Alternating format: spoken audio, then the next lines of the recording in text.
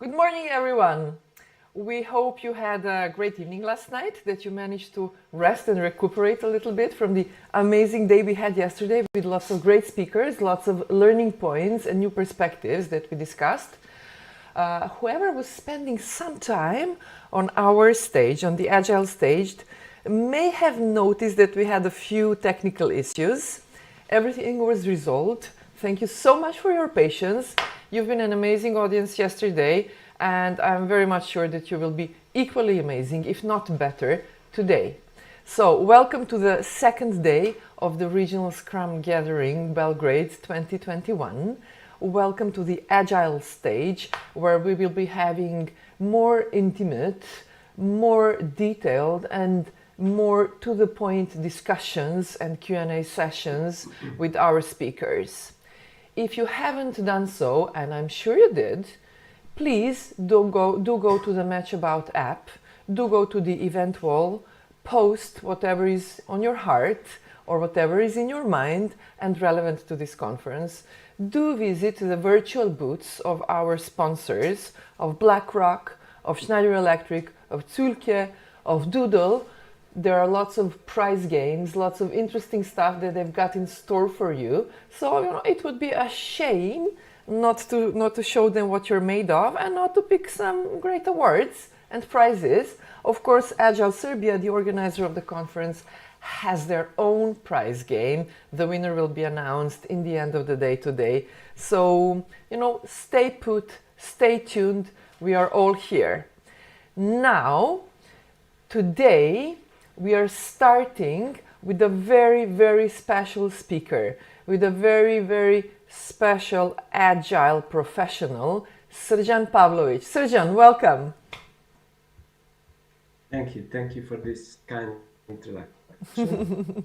Srđan, how did you start your day today? Are you energized? Agile Stage. So you're happy, okay. I had prepared this apple and coffee. And you will know why is the reason for that. I will explain a bit more in my story. So okay. I'm eager to start to share my experience. But Srđan, I just need to learn one thing from you. Well, I need to learn a lot of things, and I think we'll be learning them throughout your presentation.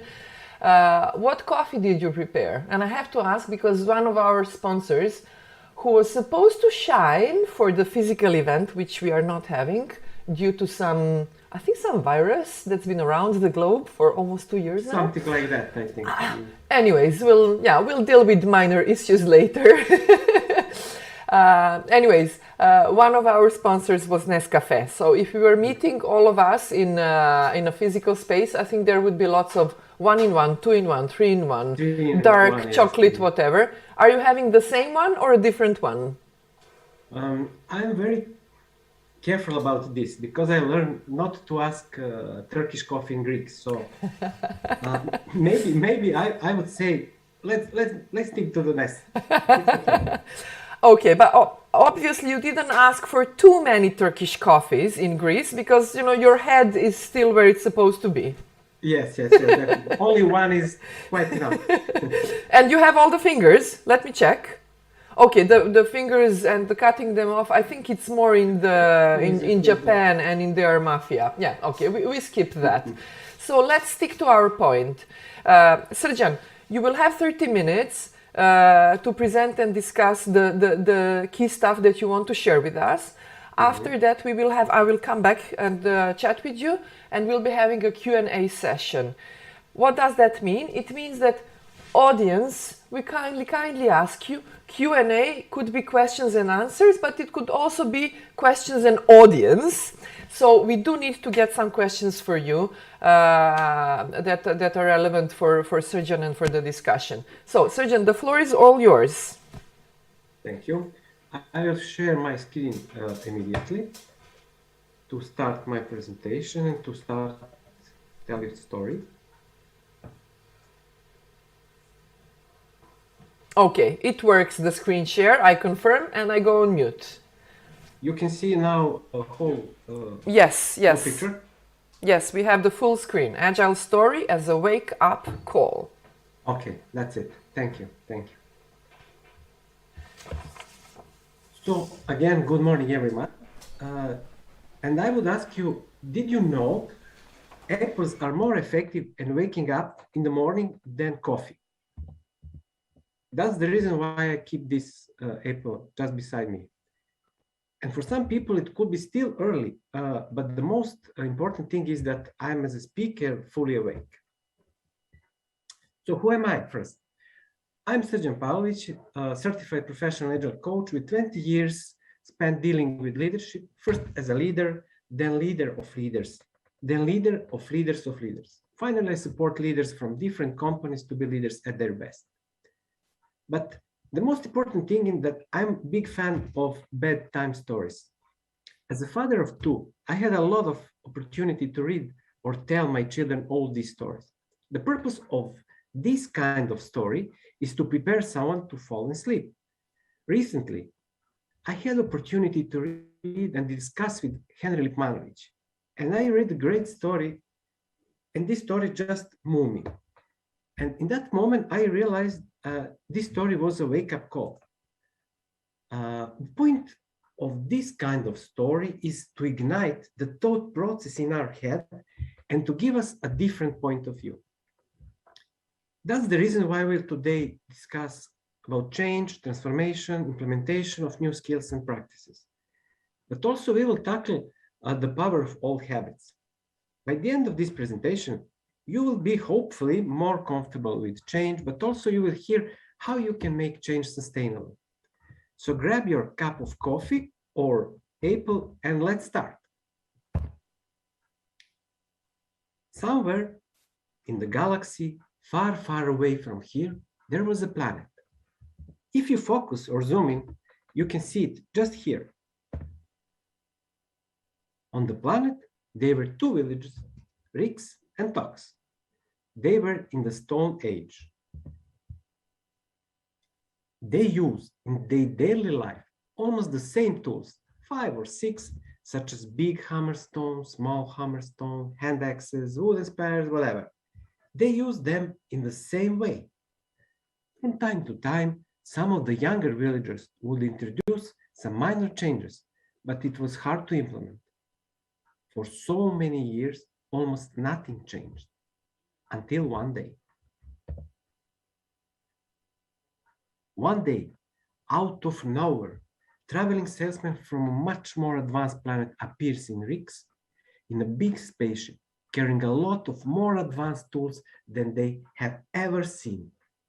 At that moment, not all the people from the village were in the village.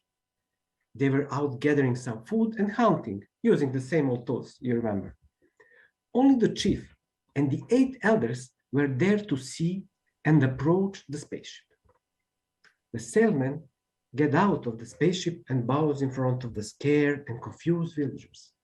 He smiles and gives the people some gifts and presents. He explained that he was sent to this planet to support the people here with some new tools and bags of supplies to make their life much easier. The toolboxes were full of metal hammers, screwdrivers, a hand drill, a saw. He asked for permission from the chief to present how to use all the new tools. Very slowly, he started demonstrating how each tool works and can be used. First a hammer, then a hammer and some nails, then a screwdriver and screws, a pair of pliers, hand drill, saw, clamp, a lot of things. He finished with a display of all supplies, such as ropes, metal wires, tapes, and finally the glue, which he demonstrated by gluing 2 pieces of wood. He explained every demo tool one by one and invited the chief and elders to try them and to gain experience of how they should use it. The chief and the elders were amazed. And finally, the key condition for villagers to get the new tools. There wasn't any. He said that they can take as many tools and supplies they want, free of charge and with no obligation. The chief and the elders were speechless, and they didn't know how to respond to the great story and generous offer. Chief asked the salesman to wait for some time and left the spaceship. The chief gathered elders and discuss if they should accept this offer. After a while, they return to the spaceship and ask the salesman for 10 toolboxes and 10 bags of supplies, 2 for the chief and 1 for each elder. The salesman downloaded the boxes and the bags. The chief and the elders thanked him. They carried the precious boxes and bags to a cave for safe storage till an appropriate project pop up. The salesman looked behind and he saw that his ship was still full. He continues his trip to Tox. Yeah, that is the second village, Tox. In this village, the situation was almost the same as in Riggs. Only the chief and the few elders were there to welcome the salesman and watch him demonstrate his tools. They enjoyed trying out all the tools. They laughed a lot while doing it. However, when the salesman offered to donate toolbox and supplies to their village, the decision the chief and elders made was totally different. The Talks chief welcomed the offer with excitement. He didn't hesitate or debate with elders and quickly answered, "I would like 2 boxes for every villager." The salesman was surprised, so he asked the chief, "Chief, what are you going to do with all these boxes?" The chief replied, "If the villagers have only 1 box each, most of them will use it rarely because they will be afraid to break the tool. If each one has 2 boxes, I believe that they will start to use them every single day." The salesman said, "I could agree," and he downloaded the entire truckload for the village. The chief said, "Let's wait for our villagers to return. They will help us, and each one will take 2 boxes. Can you do your demonstration again in front of all of them? They need to know how to use their own new tools and supplies."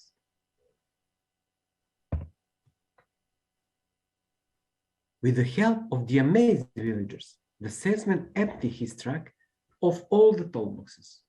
Every toolbox contained the same 12 simple tools such as small and large hammer, screwdriver, knife, and so on. Every villager received 2 boxes and the chief required a few extra ones as a spare parts. The traveling salesman demonstrates once more how to use each tool, and all villagers got to practice a few times and get the feel of every tool and supply. A lot of exclamation, lots of clapping, and a lot of laughter followed every demonstration and trial. Many questions were asked and all were answered. The villagers couldn't believe their eyes and couldn't resist talking about what they might do with their new tools. Every tool was simple enough for villagers to imagine using them, and the chief encouraged those discussions. When all demonstrations were finished, the salesman was exhausted but happy and excited. He bowed. All the villagers clapped. The salesman bowed again. There was more clapping. He bowed again. They waved goodbye and got back into ship. The chief and all the villagers started jumping up and down and cheering very loudly. The traveling salesman returned to his spaceship and left the planet. Now, real story begins. From that point in time, life in Rigs and Talks evolved quite differently. So let's see first what happened in Rigs. In Rigs, the toolboxes and the supplies were stored in the cave and weren't used frequently. They were only used rarely for projects that benefit the chief or some elders.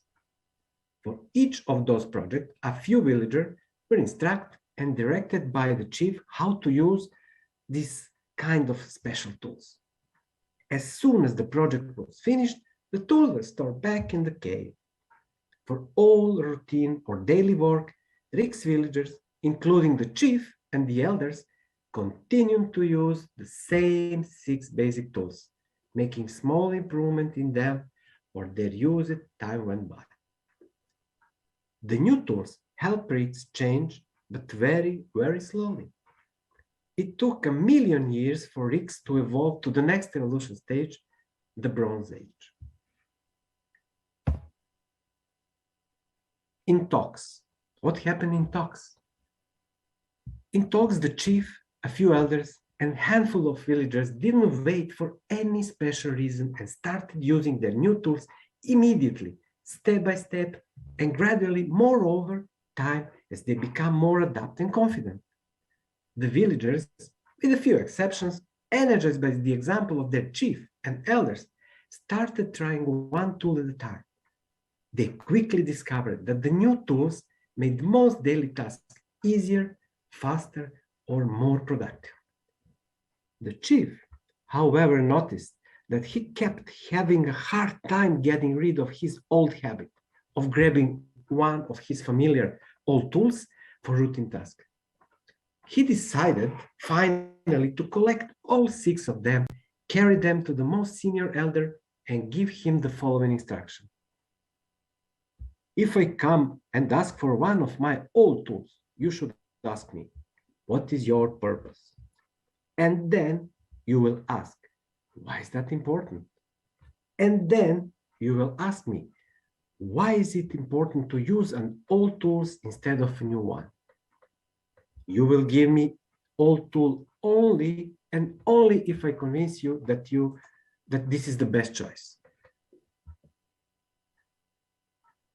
The more confident villagers started experimenting, doing tasks that would have been impossible with their traditional tools.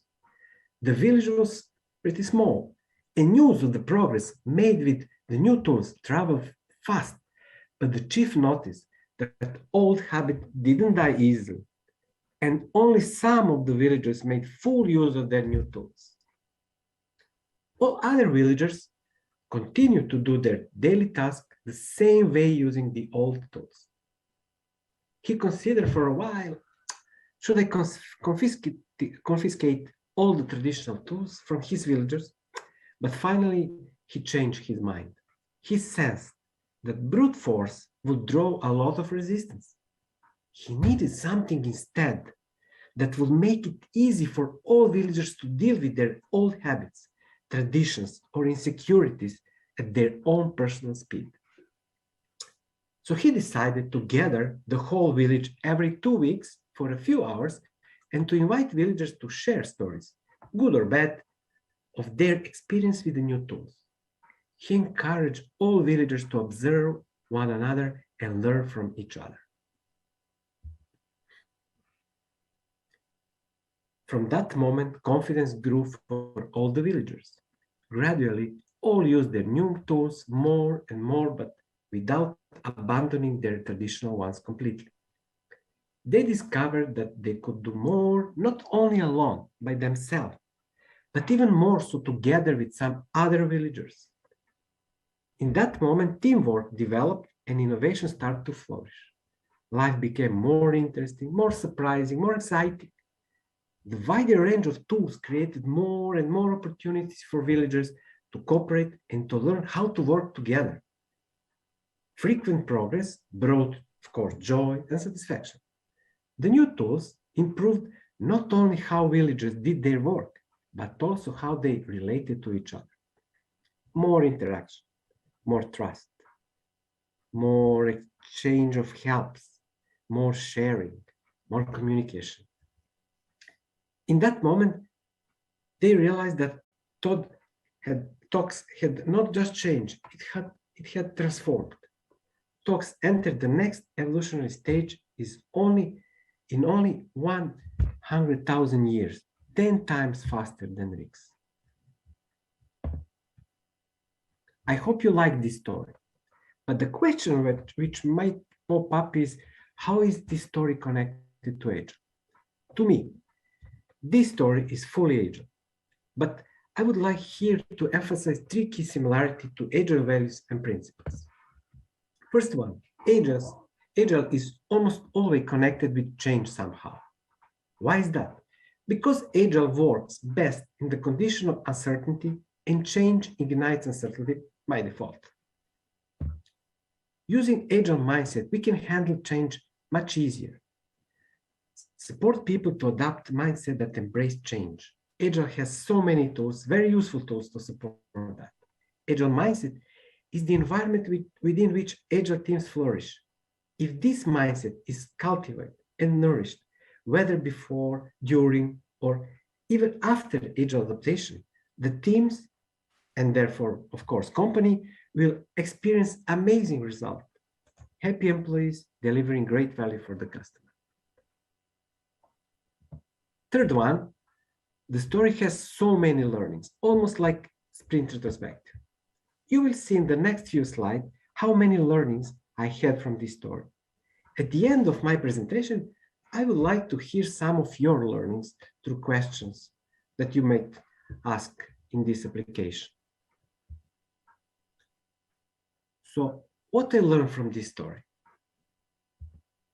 The villages of modern days are the offices, where a growing portion of modern work requires groups and organizations of all sorts to work together, to collaborate regularly within their group and often across groups and functions, or beyond even the organization. While not manual, this work also requires tools, a lot of different kinds of tools. These tools are the methods of techniques that people use to organize how they work together when they meet, in person or virtually, whatever. They are the method groups using for making progress, solving problems, innovating, reaching decisions, adapting to change. Because these methods determine who gets included, who gets heard, and who doesn't, who participate, who contributes, they have a critical impact on the quality of the outcomes and the effectiveness of their implementation. Second thing that I learned is fear of change is strong. Don't underestimate it. People are afraid of change. Surveys show that people like change, but they don't like to be changed. Even if we have adopted a new habit, very often we return to the old habit, familiar habit. Why is that? It's easy, it's more comfortable. But what is fear of change? Very simple. It's a person concerns that whatever is changing will have negative impact on them in some way. This is only natural. As a human beings, we assess every situation, if it is a threat or not, so that we can react in a way to protect ourselves. Make every employee comfortable with change, because not everyone is comfortable with change. We need to listen to the people and acknowledge their concern and fears. Creating safe learning environments is one of the key components in supporting employees. Discuss the pros and cons of the proposed change to help employees feel heard and uncover possible roadblocks and resistance. Express what you want in terms of outcomes, not tasks. Share how the change made will effectively improve the organization and individual job security. Then, tools should be introduced and utilized at all levels of the organization. New tools, process, or even mindset should be presented to all levels of the organization. Having understanding at only one level cannot be sustainable in the longer run. All levels should be aligned and have the same clear vision. Practicing only at one level of the organization, we can achieve full adaptation to change. Every person needs their own pace of change. We are all humans, but we are all different. And we all need our own space to reflect, learn, and grow. During the transformational process, we need to respect employees' personal space. Each person will need varying amount of time for changing her or his long-standing habits of always using the same traditional tools and everyone else's long-standing habit of using the same old methods. As it was in the Stone Age village, so it is today when it comes to change, totally the same. The challenge is not with the tools or method, it is with the people. It is with their difficulty of changing habits, with the fear of failure, with the what will I do if it doesn't work.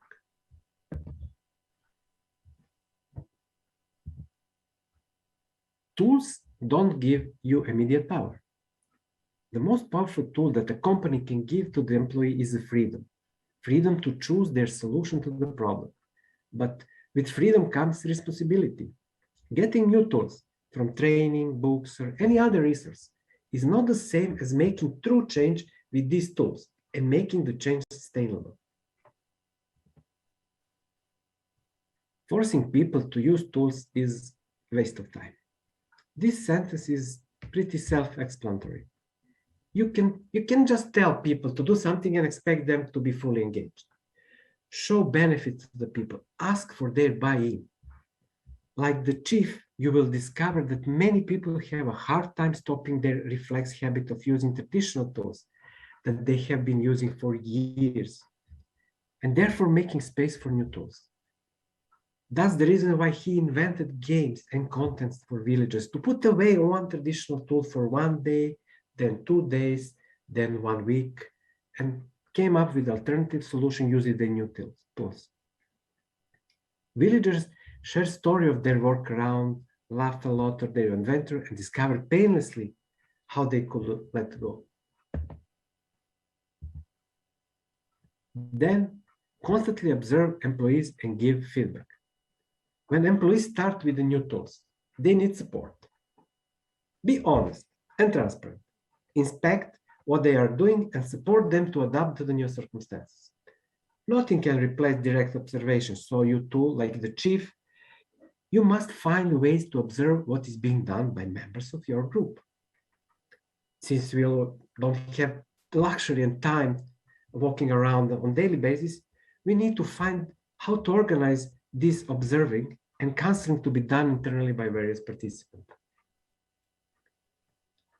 Do all you can to inspire your groups to make observing and feedback a routine practice. It is the key to success. And share successful stories, encourage employees. Because the power of information is enormous. The right distribution of the information at the right time and to the right people creates a momentum. In that momentum, where progress became unstoppable, employees are inspired more by stories about their peers than stories about their bosses. Be aware of that. Employees respond well to stories showing their peers' values.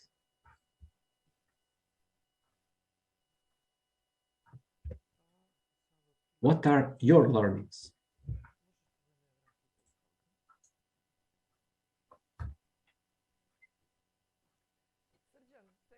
So much for Srđan, thank you so much for this. I think it's a great way to start the morning with a story. I don't know how everybody else felt, but good stories always remind me of childhood. And I think the most of our learning that lasts us and supports us throughout our lives, we actually get in our childhood through the stories from our moms and dads, grandmas, who was lucky to have a grandma, to hear the stories from her. And I think a story actually unlocks a part in our brain that connects us to our true selves. So I think this is an exceptionally powerful tool, and I believe the audience will think the same. So I have a kind request for the audience based on what Srđan kindly asked. Srđan, could you please share the screen of your last slide, just so to make sure that everybody knows what we would like you to do. So we would like you to ask a few questions for Srđan.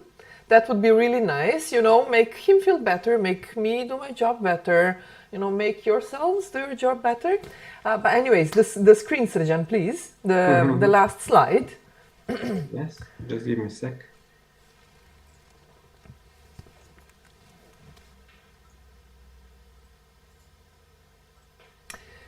So following Srđan's beautiful story with lots of learnings and takeaways, what Srđan wanted to learn from you was, what are your learnings, or what is your one key takeaway? And to make this a bit easier, while we are having a chat, we would kindly ask you to go to the Q&A, so it is in the match about application. I think even through the event wall there is a pinned link to the session with Srđan, to the Q&A with Srđan. Let me just check. So go there, and you don't even need to ask a question, but in the Q&A section, just write down my learning, this and this, my learning, this and this. So we'll make sure to read it out loud, and we'll also make sure, obviously, for Srđan to understand this. So go to the event wall, scroll. It's like the third purple square. Ask Srđan Pavlović. So please do that, and obviously you can share your key learnings. You can also ask a question, if you will. And in the meanwhile, Srđan, stories based on your experience, based on the can you please stop sharing, Srđan, so we can see you. Thanks. Okay. So based on your experience and based on your research and many case studies that you looked at, could you please name a big corporation, a large company, which is a good example of how they used telling good stories in helping themselves transform and change? So it does not need to be your client. It can be, we want to be compliant. Any corporation, any big company that we can find as a good example. There is so many good examples, and I just I will share maybe the most for me how they use story. Maybe I would emphasize ING Bank from Netherlands, and I will emphasize also the Spotify. This is I could say the legend almost in this kind of transformations.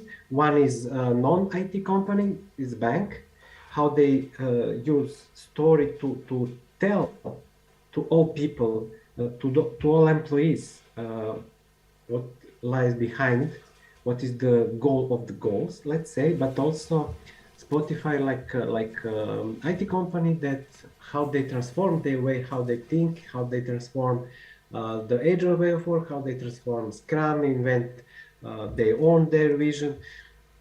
So those two companies are for me maybe the true example. But also I would emphasize the power of the story you mentioned last time. If you have clear vision for the company that want to change, and you're going to change something, you're going to transformation, you need to have clear vision. But this is not enough. Sharing story, how to achieve this vision, is the key thing. So what is the power of the story when you tell children story is because they activate the synapse in their brain, and they imagine their own heroes and villains and whatever they need to imagine, and every children imagine in a different way. So we need to be aware of this when we are telling story to our employees, because we don't want to every employee have his own vision and their own story. We need to collect them and to direct to the one vision. So that's the difference, main difference between those kind of stories.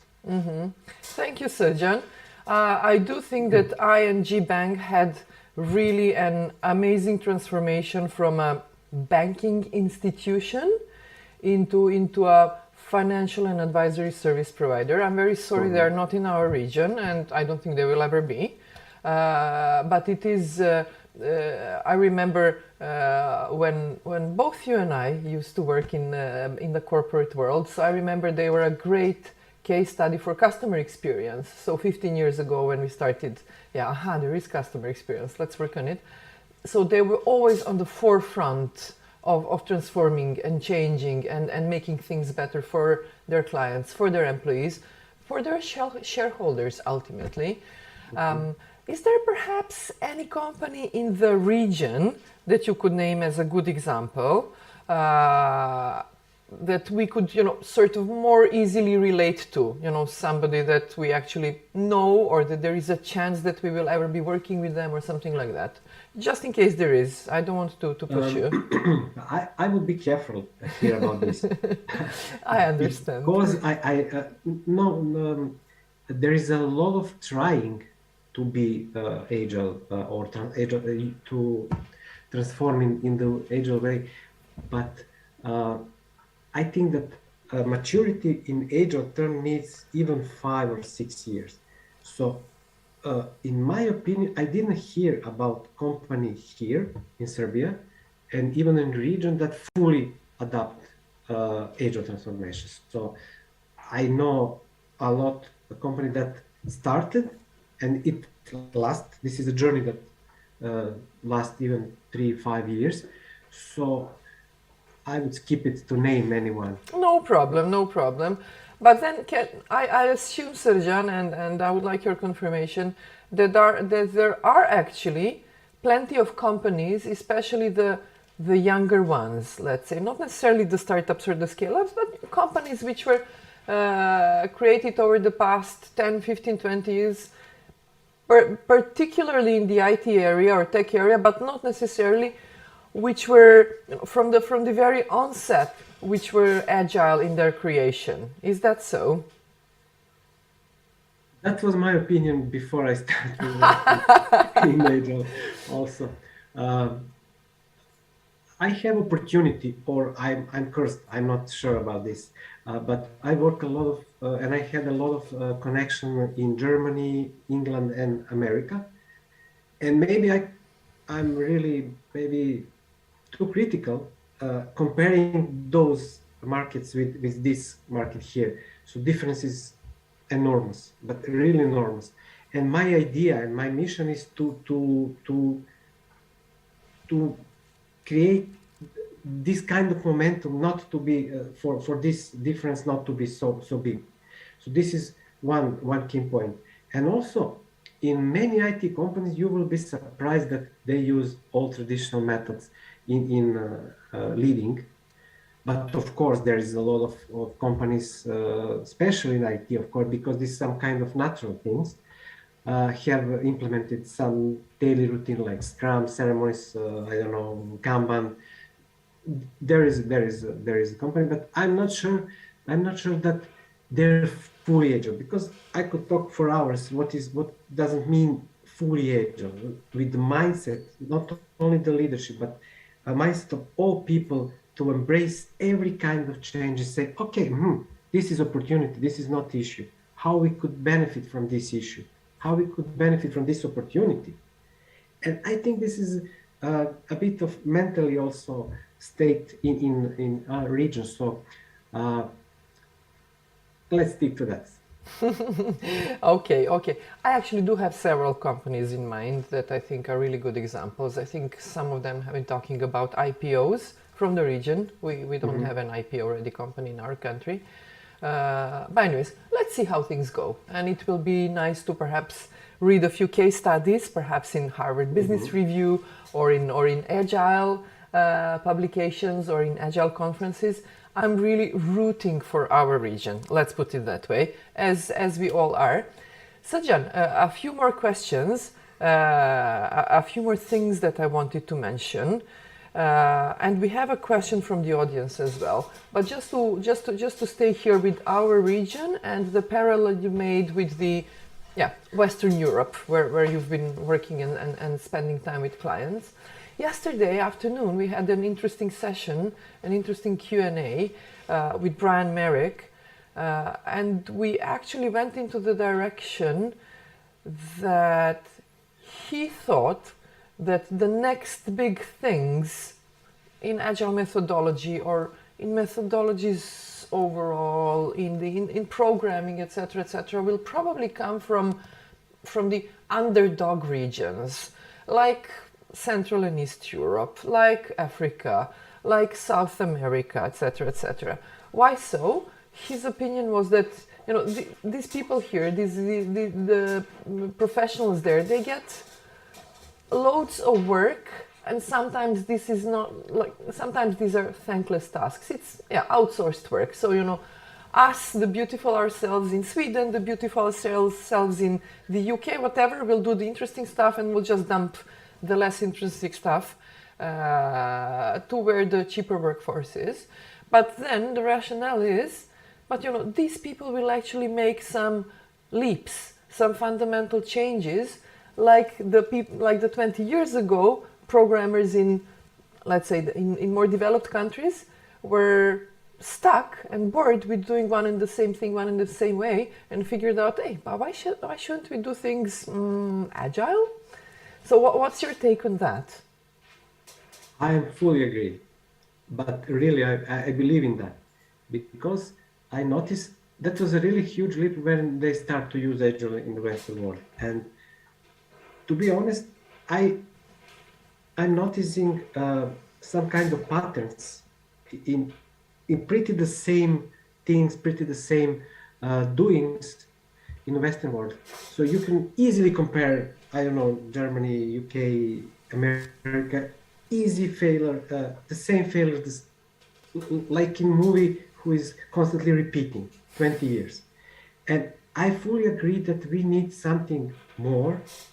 And I'm sure that this kind of region, because I worked with companies here also, people are so creative, and they are not afraid to invent something new. They're fully supportive to, and this is the power of change. We don't need to have boundaries, we need to do like this and this. This is also Agile, but in the Western world, this is pretty so I fully agree, definitely.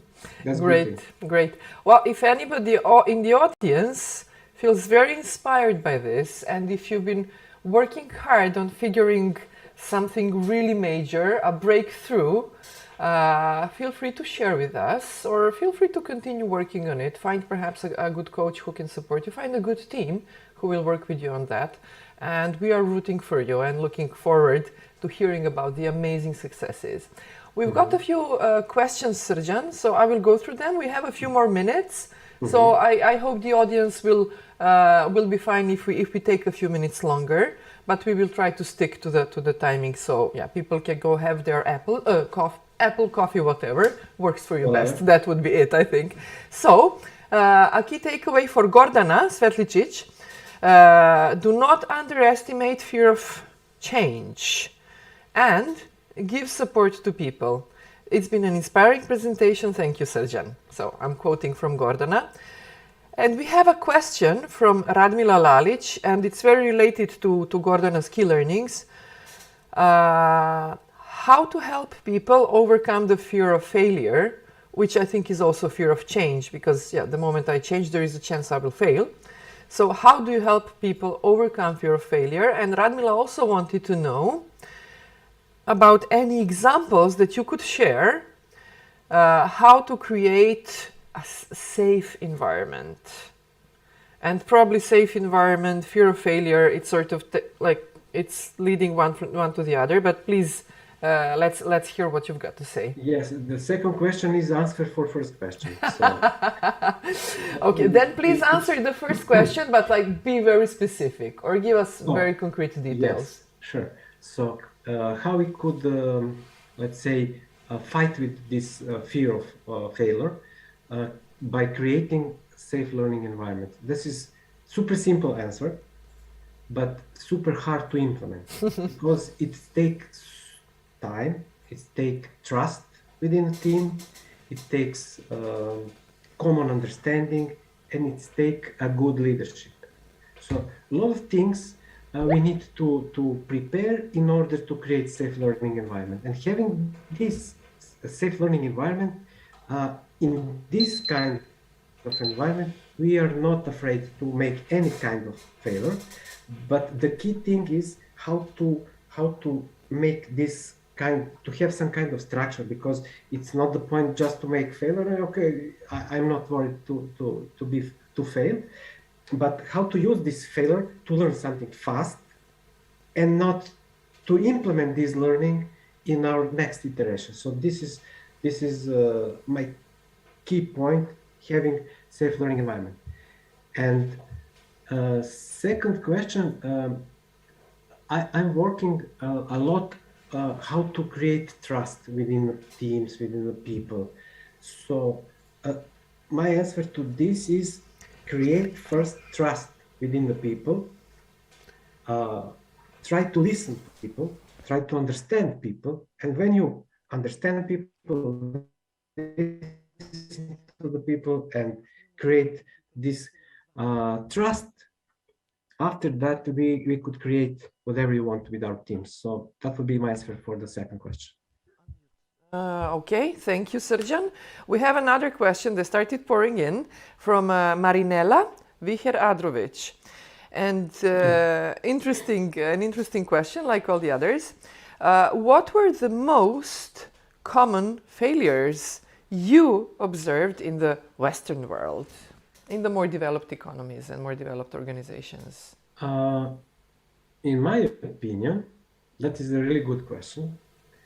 In my opinion, this is stickiness to the same old processes and routine, that because Scrum said that, Kanban said that. So that's it. That was my biggest learning. So this is the top reason for failure. Definitely, because you need to, again, you need to listen to the people. You need to react fast. And if you don't need to have, I don't know, sprint planning lasting 3 hours, 1 hour is quite enough. So what we'll do with 2 hours additionally? Let's invest in benefiting people, something. So, but there's really stick to this rules of the some certain frameworks. Thank you, Srđan. It's been an amazing story. I really loved your visuals, and I'm sure the audience did so as well. There have been some comments already also on other platforms, not only on the Match About. So thank you for helping us start the day really vigorously and with lots of inspiration.